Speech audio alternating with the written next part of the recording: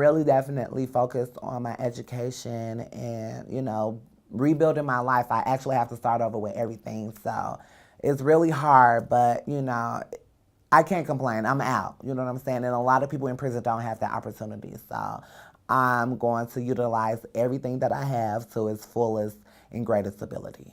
But also, I want to get into like social service and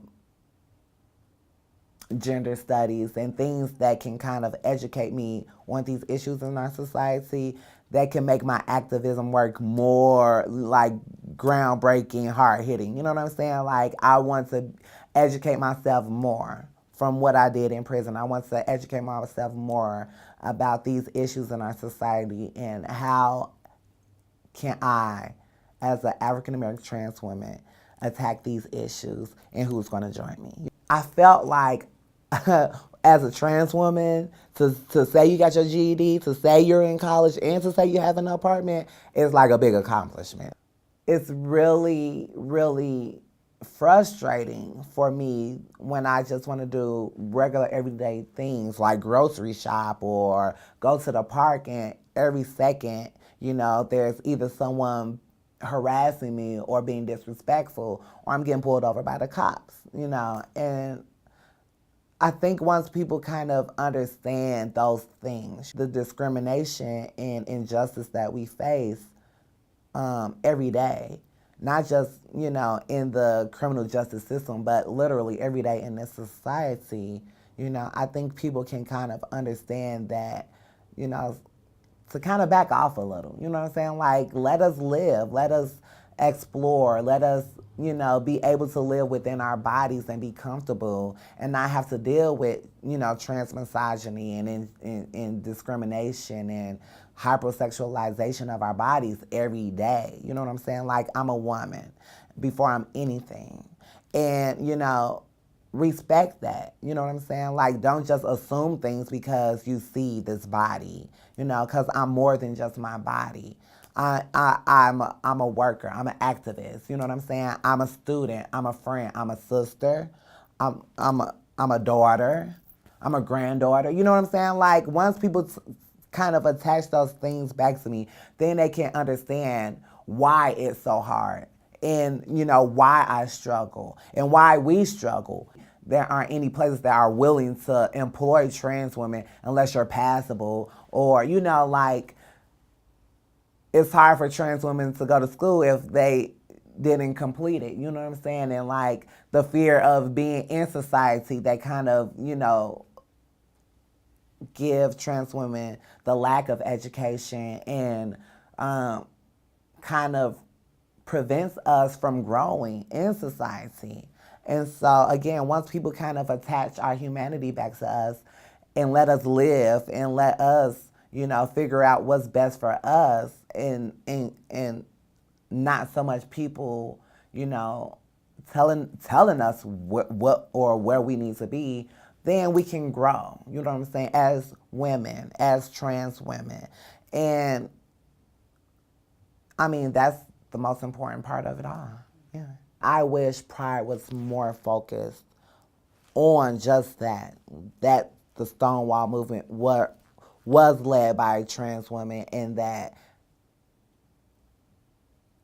needs to be acknowledged. You know what I'm saying? Because gay and lesbian people have become so mainstream that people fail to realize what that movement was about and who led that movement. And that, I feel like the LG and B of the community kind of like kicked us to the side, was like, get out of our picture. You're no longer a part of this. This is our time to shine. It's like, are you serious? Like, I remember Janet Mock had came to Minnesota and I went to see her speak. And she played a clip of Sylvia Rivera talking at that time. And she pretty much said that, like, how dare you tell me that I can't be here when I am fighting for you. I am standing up for you. If we can't control ourselves and find common ground within our own selves and within our own community, then how do we expect to challenge other people who are already against us when we're against each other? You know what I'm saying?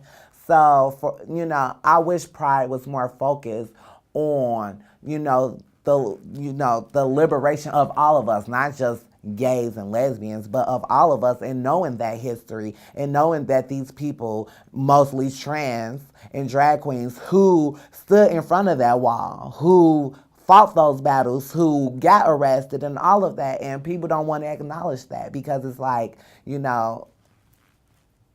society, biggest, tool is divide and conquer. So why not make the gays and lesbians feel more important than the trans? You know what I'm saying? And like we need to bring that back, the unity, in the education and, knowing what our history is. You know what I'm saying? Not just as, I don't think like the LGBTQIA community really focus on our history.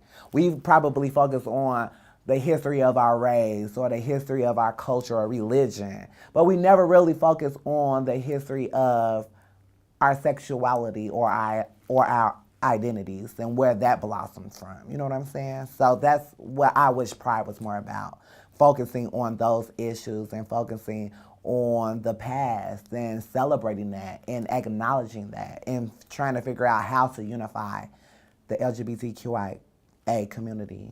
There are so many alternatives to actually just putting a person in prison, but it's but people don't actually see that because it's like if you're in prison, you're in prison for a reason, which is not the case. And also that I feel like people feel like if the issue isn't directly affecting them, then they don't care.